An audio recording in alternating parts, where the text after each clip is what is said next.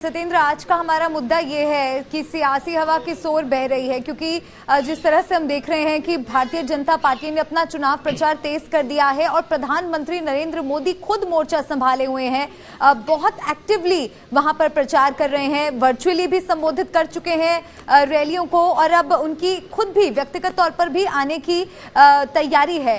किस तरह का माहौल पंजाब में इस वक्त आप देख रहे हैं? क्या लग रहा है कि भारतीय जनता पार्टी को लेकर अब रुख पंजाब की जनता का थोड़ा बदल रहा है? मलिका, देखिए, आपको दो चीजें समझनी होंगी।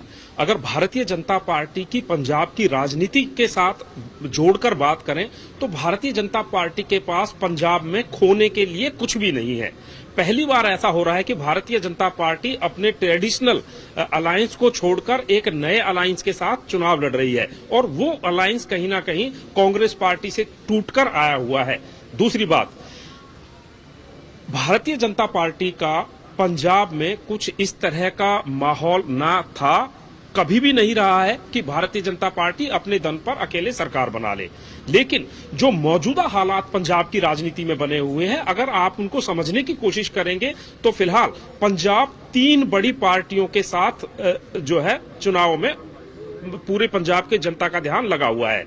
आम आदमी पार्टी, अकाली दल गठबंधन, तो तीसरी तरफ कांग्रेस पार्टी। कांग्रेस मौजूदा में सरकार में है, सत्ता में है। दूसरी बात, अब तीन बड़ी पार्टियां तीन अलग अलग इलाकों में अपनी पकड़ रखती हैं। अकाली दल और आम आदमी पार्टी की बात करें तो वो मालवा रीजन है और मालवा रीजन वो बेल्ट है जहां पर सबसे ज्यादा किसान रहते हैं। दूसरी आप बात करें, प्रधानमंत्री का जो कार्यक्रम बना है वो उन्होंने बनाया है जालंधर, दीनानगर, पठानकोट इलाके में। ये जो बेल्ट है, क्योंकि चुनावी राजनीति की जब आप बात करते हैं तो मलिका, आप जातिगत आंकड़े, धार्मिक आंकड़े, सामुदायिक बात या फिर जो क्षेत्र का समीकरण होता है, क्षेत्रीय समीकरण होते हैं, आपको उन सब आंकड़ों पर ध्यान देना होता है। प्रधानमंत्री 14 तारीख को अपनी शुरुआत कर रहे हैं जालंधर से। जालंधर की जो बेल्ट है और जालंधर के बाद जब आप हिमाचल की तरफ चलते जाते हैं या जम्मू की तरफ जाते हैं तो ये बेल्ट कहीं ना कहीं हिंदू बेल्ट शुरू हो जाती है। सुजानपुर हल्का है। सुजानपुर सीट एक ऐसी सीट है जिसपे ट्रेडिशनली अक्सर भारतीय जनता पार्टी ही जीतती रही है। वहां से गुरदासपुर से अभिनेता सनी देओल को महज 10 से 15 दिन पहले पार्टी चुनाव देती है और सनी देओल एक बड़ी वोटों के अंतर से वहां से चुनाव जीतते हैं और चुनाव हराते हैं सत्ताधारी पार्टी के अध्यक्ष यानी कि सुनील जाखड़ को। तो ये जो बेल्ट है, इस बेल्ट पर भारतीय जनता पार्टी की पकड़ बहुत ही लंबे समय से रही है। दूसरी बात, मालवा रीजन की अगर बात करें तो मालवा रीजन में आम आदमी पार्टी के सबसे ज्यादा विधायक पिछली बार चुनाव जीत कर आए थे। भगवंत मान, जिनको उन्होंने अपना चेहरा बनाया है मुख्यमंत्री का, वो भी मालवा रीजन से आते हैं।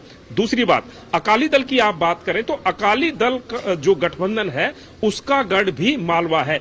तो मालवा रीजन में डिवीजन ऑफ वोट्स होगा, यानी कि वोटें बटेंगी। वहां पर आम आदमी पार्टी और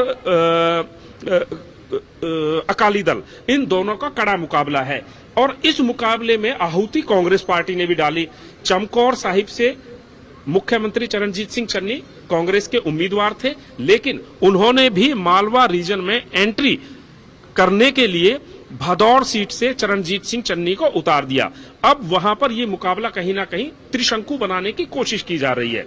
लेकिन सवाल ये खड़ा होता है कि भारतीय जनता पार्टी ने अभी भी मालवा रीजन की बजाय दोआबा और जो ये बॉर्डर वाला इलाका है जिसको मांझा कहते हैं, मांझा वो रीजन है जो अमृतसर और जालंधर के बीच में है। इस बेल्ट को मांझा बेल्ट बोलते हैं। तो मांझा और दोआबा में भारतीय जनता पार्टी अपना जोर लगा रही है और अब चूंकि ये मुकाबला 4 जगह पर 4 कोणीय हो गया है तो इस मुकाबले में वोटों के बंटवारे की गुंजाइश बहुत ज्यादा हो जाती है।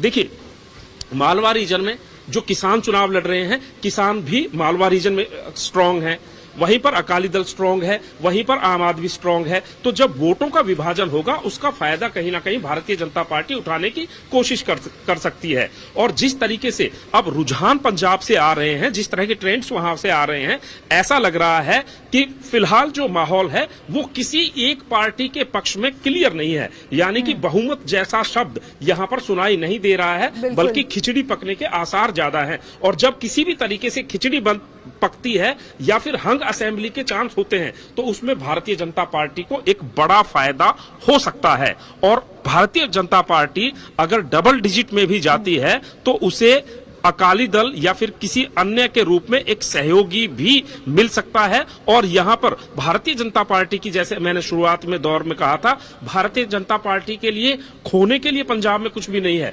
लेकिन पाने के लिए उनके पास अपार संभावनाएं हैं।